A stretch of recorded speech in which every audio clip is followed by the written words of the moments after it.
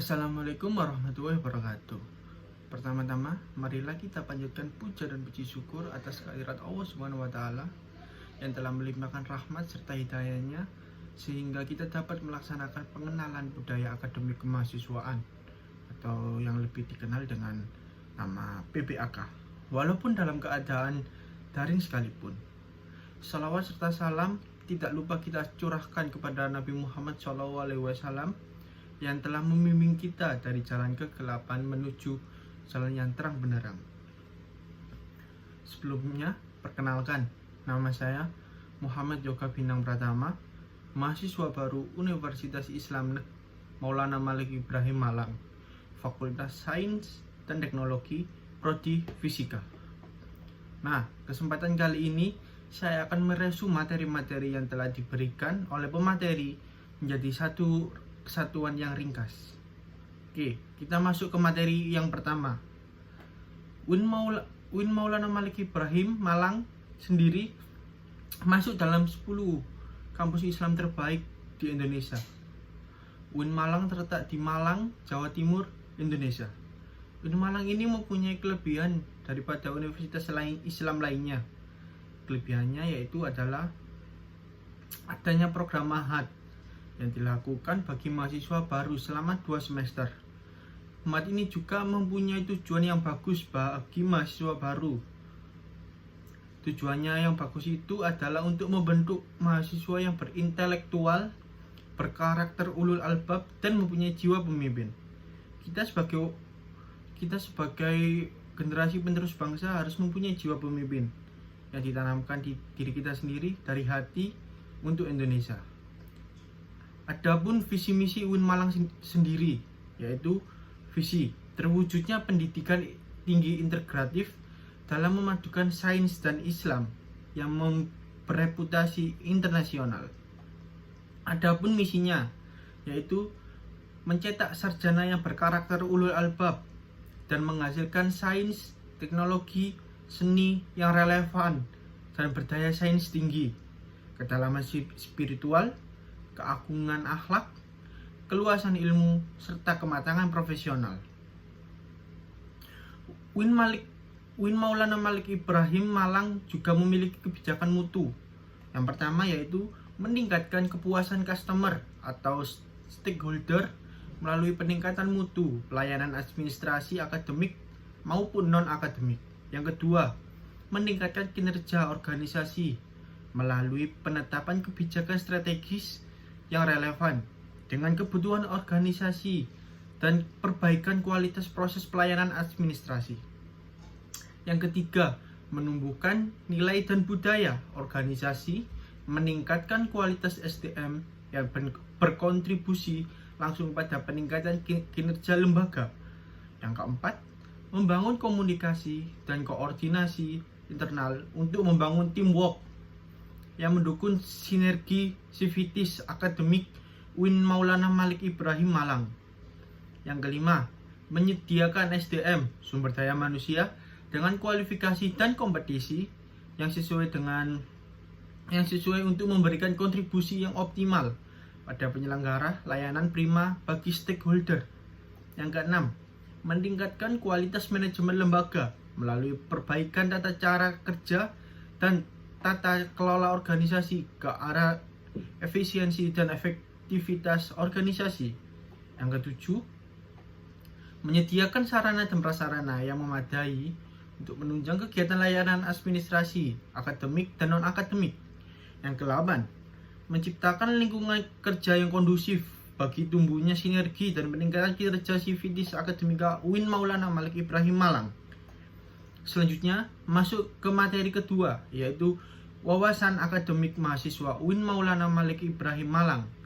Di sini saya akan menjelaskan secara singkat ya.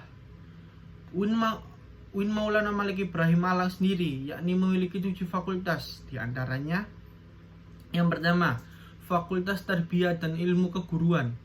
Yang kedua, Fakultas Syariah. Yang ketiga, Fakultas Ekonomi. Yang keempat, Fakultas Psikologi. Yang kelima, Fakultas Humaniora. Yang keenam, Fakultas Kedokteran dan Ilmu Kesehatan. Yang ketujuh, Fakultas Sains dan Teknologi atau lebih dikenal dengan Saintek. Serta ada pasca sarjana dengan 15 program, sehingga semua program studi yang ada di lingkungan UIN Maulana Malik Ibrahim Malang, baik level S1, S2 maupun S3, ada 40.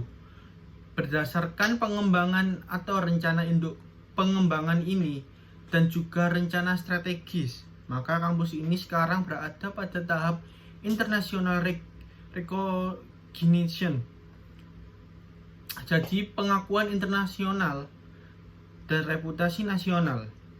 Oleh karena itu, program-program yang mendukung upaya internasionalisasi universitas yang selalu mendapatkan dukungan, baik dari dukungan dari dalam maupun dari luar.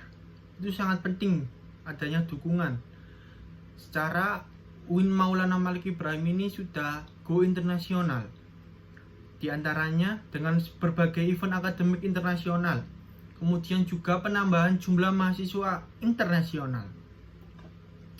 Ada juga 15 program studi yang berada di UIN Maulana Malik Ibrahim Malang, baik di level 12 maupun 36, berdasarkan roadmap pembangunan rencana strategis kampus.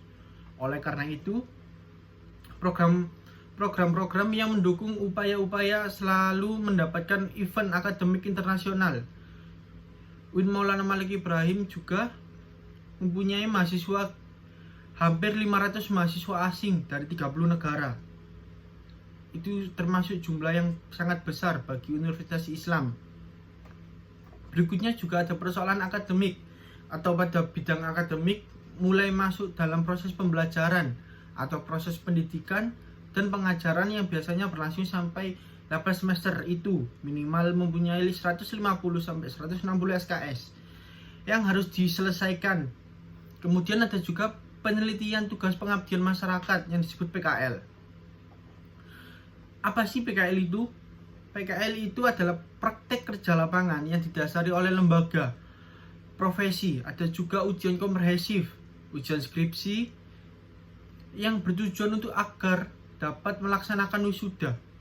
Itu semua adalah kegiatan-kegiatan akademik yang akan kita lakukan selama dalam proses menyandang gelar sarjana di UIN Maulana Malik Ibrahim Malang.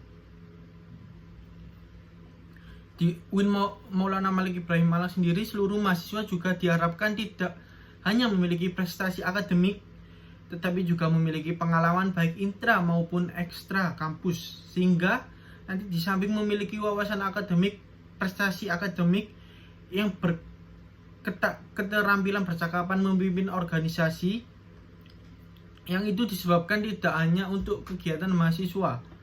Pada saat ini, bagi mahasiswa baru tahun akademik 2021-2022, untuk semester ini sepenuhnya proses pembelajaran secara daring.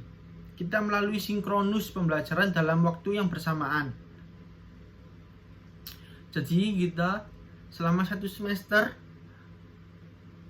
semester ini kita lakukan secara daring karena dampak pandemi COVID-19 dan PPKM level 4 yang turun menjadi level 3. Oke. Setelah membahas tentang wawasan akademik, kita lanjut ke materi DEMA dan SEMA yang ada di UIN Maulana Malik Ibrahim Malang. Apa sih DEMA itu? DEMA adalah Dewan Eksekutif Mahasiswa tingkat universitas. DEMA juga melaksanakan ketetapan SEMA, Senat Mahasiswa Universitas. Maka dari itu, ada juga fungsi serta tugas DEMA antara lain sebagai berikut. Fungsi DEMA Universitas sebagai pelaksana program organisasi kemahasiswaan. Yang kedua, sebagai lembaga mengkoordinasi dan menginstruksikan pelaksanaan kegiatan mahasiswa di tingkat universitas. Tugas DEMA antara lain: 1. Melaksanakan program kerja organisasi yang sudah disepakati oleh Senat Mahasiswa atau SEMA Universitas. Yang kedua, mengkomunikasikan dan menginformasikan kegiatan kemahasiswaan di tingkat universitas. Yang ketiga, melaksanakan koordinasi dan sinkronisasi kegiatan kemahasiswaan. Setelah membahas sedikit tentang Dema Universitas, sekarang kita akan membahas tentang Sema Universitas yang ada di UIN Maulana Malik Ibrahim Malang ini. Apa sih Sema itu? Penting nggak sih kalau kita itu ikut Sema? Sema adalah organisasi mahasiswa UIN Maulana Malik Ibrahim Malang yang berperan dalam lembaga legislatif yang mengkoordinasi antara lain Dema, KM, dan HMJ. Yang penting banget itu, penting nggak sih kalau kita ikut Sema? Ya penting banget Sema begitu, karena kalau kita ikut organisasi akan mendapatkan banyak manfaat yang baik untuk kita sendiri. Selain itu juga kita akan menambah relasi pertemanan ataupun relasi pertemanan. Kita sebagai mahasiswa juga sangat penting untuk menjalin pertemanan, mencari relasi yang sebanyak-banyaknya, dan jangan sampai terjerumus ke dalam lubang yang sesat. Oke, adapun tugas Sema Universitas: 1. Mengawasi dan mengontrol Dema Universitas. Yang kedua, memberikan persetujuan setiap kegiatan yang akan dilaksanakan oleh Dema Universitas. 3. Memberikan pengesahan setiap laporan pertanggungjawaban setelah selesai agenda tersebut. 4. Memfasilitasi aspirasi mahasiswa UIN Malang dan menyalurkan kepada pihak-pihak yang bersangkutan. Adapun fungsi Sema Universitas antara lain: 1. Advokasi, 2. Legislasi, 3. Pengawasan, 4. Penganggaran. Ada juga wewenang Sema Universitas. Yang pertama, membentuk undang-undang yang dibahas dengan presiden mahasiswa. Yang kedua, menampung dan mempertimbangkan segala aspirasi yang diajukan oleh mahasiswa. Yang tiga, memberikan mandat untuk pelaksanaan pemiluan. Yang keempat, mengawasi pelaksanaan hasil-hasil sidang Sema Universitas. Yang kelima, mengawasi pelaksanaan program kerja dan kebijakan Dema Universitas. 6. Turut andil dalam mengkaji permasalahan yang timbul di dalam negara dan tingkat universitas. Yang ketujuh, menerima dan membahas usulan PO yang berkaitan dengan bidang tertentu dan mengikuti serta dalam pembahasan. Yang ke-8, memberikan peringatan dan memoradium kepada Dema Universitas. Oh iya, untuk bisa gabung di Dema dan Sema Universitas, persyaratannya yaitu IPK minimal 3. Kenapa begitu? Agar saat kita ikut berorganisasi, kita tidak ketinggalan pembelajaran efektif. Setelah ini kita bahas tentang UKM yang ada di UIN Maulana Malik Ibrahim Malang.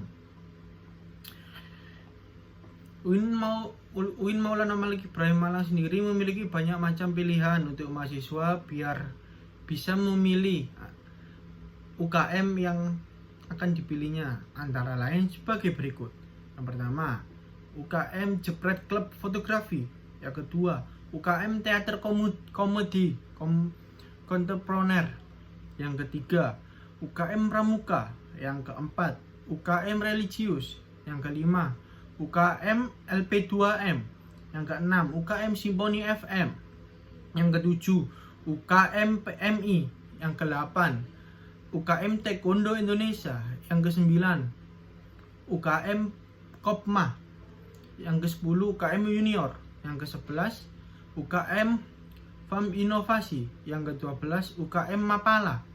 Yang ke-13, UKM Olahraga. Yang ke-14, Paduan Suara.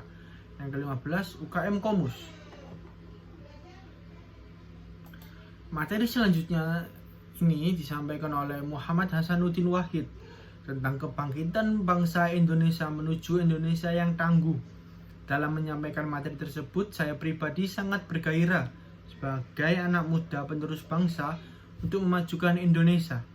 Bapak Muhammad Hasanuddin juga membahas tentang penyebaran COVID-19 yang tak kunjung reda. Kata beliau, sebaran COVID-19 di dunia mencapai 216 juta yang terjangkit virus tersebut. Sedangkan di Indonesia sendiri kasus COVID-19 mencapai 4 juta kasus. Hal ini menjadi perhatian beliau karena kasus COVID-19 yang tidak kunjung stabil. Beliau juga memberikan masukan tentang kunci mengendalikan pandemi. Ada dua macam, yaitu yang pertama, vaksinasi dipercepat untuk herd immunity. Yang kedua, disiplin berprokes, protokol kesehatan, menjaga 5M, mencuci tangan, membawa hand sanitizer. Adapun akibat dari pandemi ini yang berdampak besar bagi masyarakat Indonesia. Yang pertama di sektor ekonomi, contohnya melemahnya daya beli, hilangnya pekerjaan.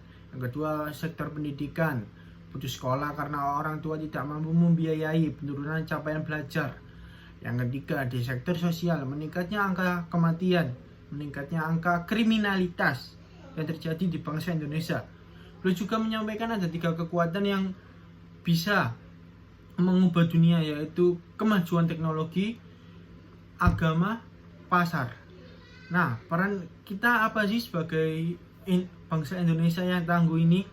Peran kita adalah menjadi generasi yang unggul, berwawasan luas, dan berwawasan luas. Contoh, keagungan ilmu spiritual, gandrung ilmu pengetahuan, memiliki digital quotient, dan peduli sosial. Nah, sekarang kan kita beralih yang ke mahasiswa nih.